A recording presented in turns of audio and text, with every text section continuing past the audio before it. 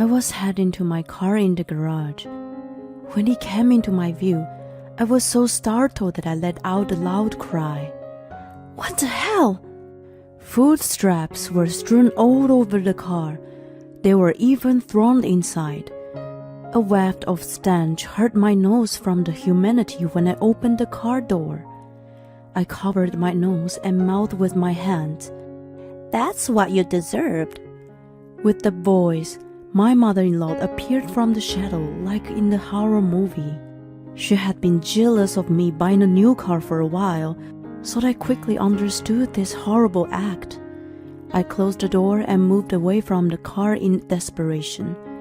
I knew she was planning to harass me in some way, but I never thought to this extent. But this is Joe's boss car. No!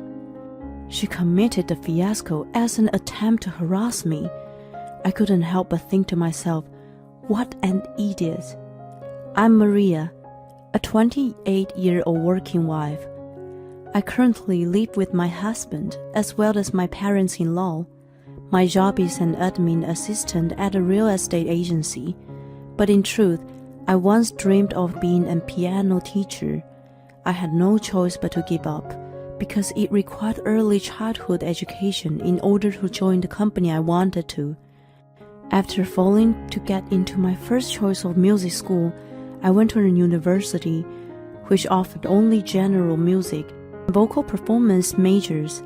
I got a job at my current company as an office worker after graduation and met my husband Tim, who was 2 years older than me at work. When we got married after 2 years of dating, I changed from full-time to part-time. We bought a brand new house initially thinking the two of us would live alone. But before we had time to enjoy our newlyweds life, my in-laws moved in. My parents want to move in with us because their house is getting old. That's okay for you, right? What? He suggested as a matter of course. I was too astounded to make a protest.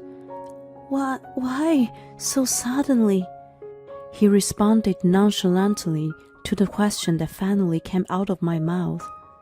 I told you, their house is old. It's gonna cost a lot of money to renovate, so it's better for them to just move in with us. They can take half of our mortgage payments too. It's a win-win situation. Don't make such a big decision by yourself. We didn't buy this house with that intention. It's too small. You, my dad, and I work, so we probably can renovate or rebuild the house in a few years. That wasn't my point.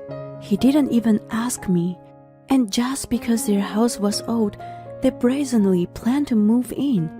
I wasn't happy about it at all, but he just shrugged it off. Joe, my father-in-law, still worked, but of course he wasn't that young. By the time we upgraded the house, he was going to be around retirement age. Then the burden of the cost wouldn't have fallen on us. We just bought a new house, but we are already talking about upgrading? I was against the idea to the end, but I was completely ignored, and my in-laws moved in as a matter of course. The four of us began to live together. At first, my in-laws showed her gratitude and humble sides, but soon they made themselves comfortable. Before I knew it, the responsibility of the housework was put on my shoulders even though I had a job. Neither Tim or Joe helped me at all, thinking it was normal that I, who worked part-time, should do it and not they, who worked full-time. Nancy, my mother-in-law, said she hurt her back and didn't even help me in the kitchen. Furthermore, she started harassing me on the grounds of jealous, and I had an income and savings compared to herself. She used various tactics to cause me headaches. For example, she purposely placed a glass with a drink on the edge of a coffee table while I was vacuuming. She waited for me to move or bump into it and knock the glass over. Then when I was caught in her trap and the drink spilled all over the place, She gave me a disapproving look with a smirk. Oops, my bad. I put it on the age. Isn't serving drinks to your boss a part of your job? Then you must be used to cleaning up spills. Hurry, it's gonna stain the rug. She just watched and laughed at me as I rushed to get a rug and wiped.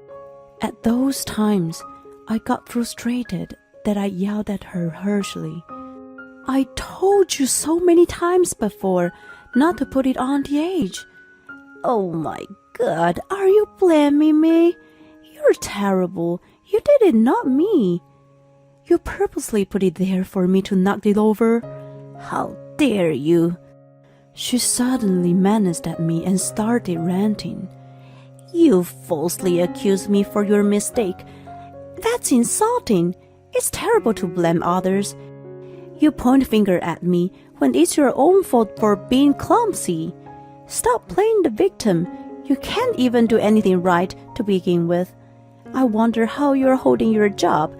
I envy that your office is so patient with you. If I were your boss, I would have fired an useless employee like you immediately. You can't cook, can't clean, and can't even wash clothes properly. It was just so wrong for her to say such things to me when she didn't work and didn't do her chores but just sat around at home all day long. I felt ridiculous to deal with her, so I told him that night instead. But he just shrugged off my distress signal. I'm not sure that's true. I doubt that she's the kind of person to do such a thing. But it happened more than once. She keeps doing the same thing over and over. And she doesn't even help me with any housework. She just eats snacks and spills crumbs all over the place when I'm cleaning. Don't make a fuss about a trivia thing. She's still in pain from her back injury. I'm sure she wants to eat snacks time to time too. How can you tell her she's not allowed to do that? Put yourself in her shoes for a minute. You of all people should try to put yourself in my shoes. Even though I pleaded almost in tears, he was unaffected. Joe, too, must have been aware of what Nancy was doing to me, but he chose to turn a blind eye. Even when I was right next to him being harassed by Nancy, he never intervened. It became too depressing to stay at home, so I got my chores done early in the morning when no one else was awake on my days off. I stayed out during the day and refreshed my mind by playing the piano that was placed for anyone to play in town. As I played, people gathered around me and even applauded at the end. I always felt reinvigorated then. On one of my days off, when I finished playing and stood up to leave, an old man came up to me. You sound excellent. Oh, thank you so much.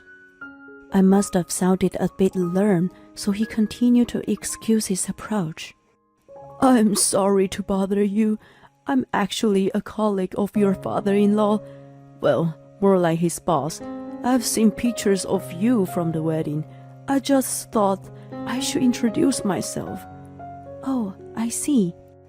Perhaps I should have acted a little friendlier, but I couldn't bring myself to be more enthusiastic to introduce myself. To be honest, I wasn't keen to make any acquaintances with the man who worked with Joe. Joe not only ignored Nancy's abuse to me, but he led me to do all the chores, and had not even given me a single word of encouragement when I was exhausted. But the man didn't seem to mind and spoke nicely to me. I'm actually have seen you play here often. May I be bold to ask you a favor? I would like you to teach me how to play the piano. What? I exclaimed at his indeed a bold and sudden request. The man's name was Mr. Miles. He had been interested in playing piano, and since his retirement was approaching, he wanted to start practicing as a hobby. But he couldn't find a suitable piano teacher or class for seniors. When he was about to give up his quest, he found me there. "Of course I will pay the fee." "Oh, but you'll be doing me the favor and making time for me, so you will certainly be paid." "But I'm not sure what Joe will say." "I'll speak to him myself, so don't worry about him." "But it's still a nuisance, isn't it? Then I don't mean to force you." No, I would love to," I said in a hurry. The fact that if my in-laws heard about me refusing him, I didn't know what kind of harassment they were going to give me. But more than that, I was quite excited about it. I thought it was a unique opportunity to teach piano, which was my childhood dream. From then on, I gave lessons to Mr. Miles every Saturday and Sunday at a studio where we rented for vacation. I felt bad about it as he was paying me on top of the rental fee, but he didn't seem to mind it at all. "It's all for my enjoyment anyway. I look forward to the practice." Since he had been interested in playing, he sounded quite good for the first time. And the more I taught him, the more he improved, and the happier I was. Soon I began to look forward to the weekend. Joe heard about the practice from Mr. Miles, and his attitude toward me had softened a little. When he saw me preparing meals as soon as I got home from work, he began to say, "Thank you for doing that." That alone was a relief. After about 6 months, I was able to save money through my part-time job and piano lessons. So I decided to take a plunge and buy the car. The car I had been using with Tim became unavailable when my in-laws moved in. Nancy always had a priority when she went out because she was too lazy to walk, but I had to take a bus and walk with big grocery bags in both hands. I had been wanting my own car that I could use for day to day. When I finally bought it, Nancy complained a lot to me. "You spend your disposable income only on yourself. If you had so much money to buy the car, you could have spared some for us. You really don't care about us, do you? What a self-centered daughter-in-law."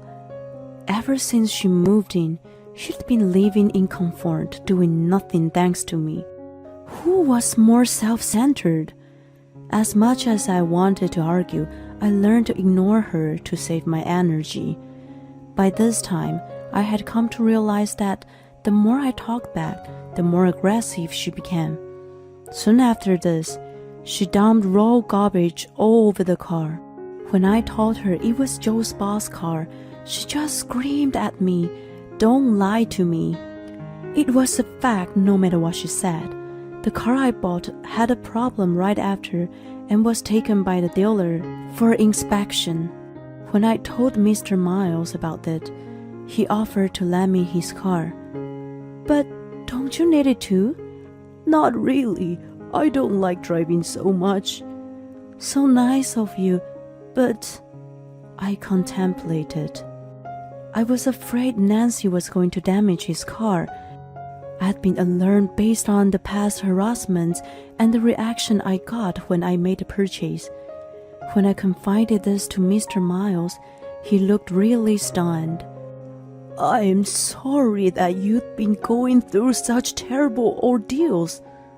Then he gave me a warm smile and continued, "Well, you should take my car more than before now. Even if she did something to you, you wouldn't be in trouble. Moreover, I'll have a reason to scold that Joe." That was how I came to borrow his car. Nancy made a mess the day after he arrived. She was swelling not to lie to her. Hearing the commotion, Tim and Joe came to the garage. "What's going on?" As soon as he spoke, he noticed the car and froze there. This is Mr. Miles' car. What the hell happened to it?"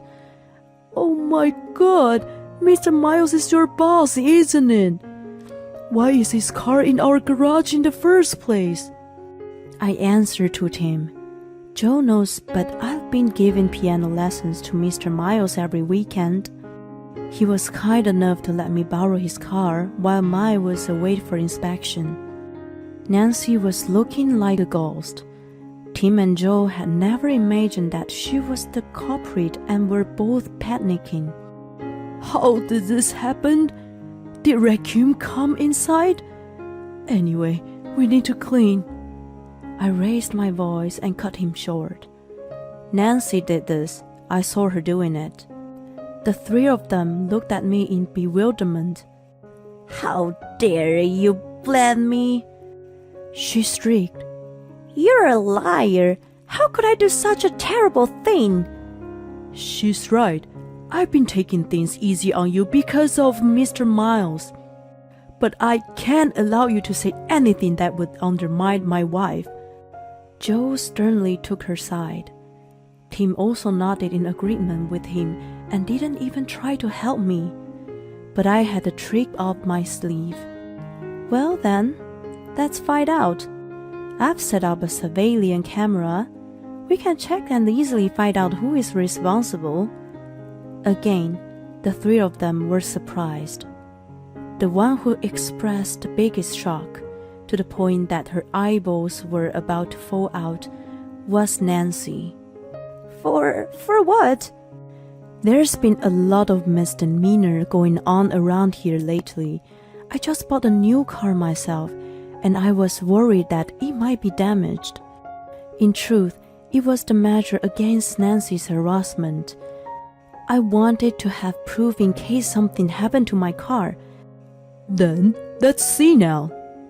Joe, who seemed to believe Nancy completely, was so determined to find out who was responsible. Tim agreed. Let's do it. But of course Nancy was not keen on it. Wait, we should clean this up first. You're right, that's cleaning up.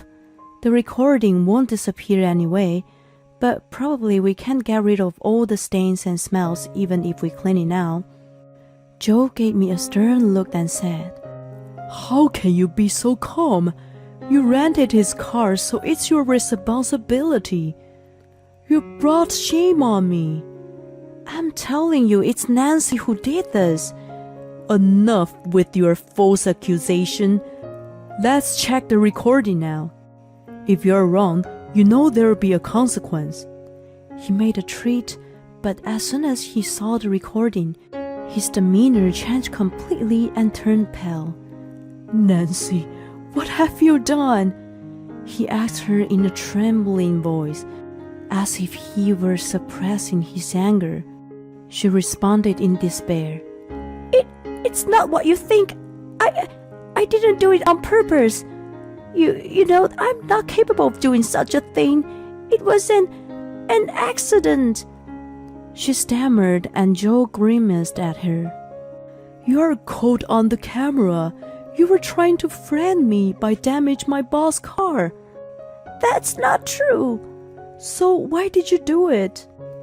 If Mr. Miles disfavored me, I don't know what will happen to my career. You know it, and yet you did it. No, you're wrong. I never want to trouble you. I did thinking it was Maria's car. She was so upset by Joe's accusation that she dug her own grave with all her might. An awkward silence fell in the garage. You were going to do such an atrocity to me. I broke the silence pretending to be naive. Afterwards, Joe frantically apologized to Mr. Miles. Apparently, he was severely scolded. Mr. Miles told me all about it. I told him that his wife was the culprit in this case. But it's not irrelevant to say that he's been turning blind eye to her abuse on you. He was as much responsible as her. And then Joe was given a demotion. I was stunned to find out he had such an authority. He wasn't just a boss of Joe, but was actually a member of the higher management. I told him that I didn't feel safe living under the same roof with Nancy and asked for a divorce. I was fortunate that I had the financial resources to take the plunge right away. I wondered myself why I put up with all this time. Tim tried to resist with all his might, but the surveillance video alone was sufficient grounds for divorce and for alimony. Joe, who was demoted, and Tim, who was divorced all because of Nancy, were pissed off. I heard they treated her with spite, and sometimes they fought all night long. As for me, I'm really refreshed to be single now. In addition, I went on to open my own private piano school using the experience from teaching Mr. Miles. I'm so fortunate to have had him as my student. Moreover, he is very satisfied with my lesson that he brings other people to the class. Piano classes are a huge success for seniors. I'm finally living a fulfilled life.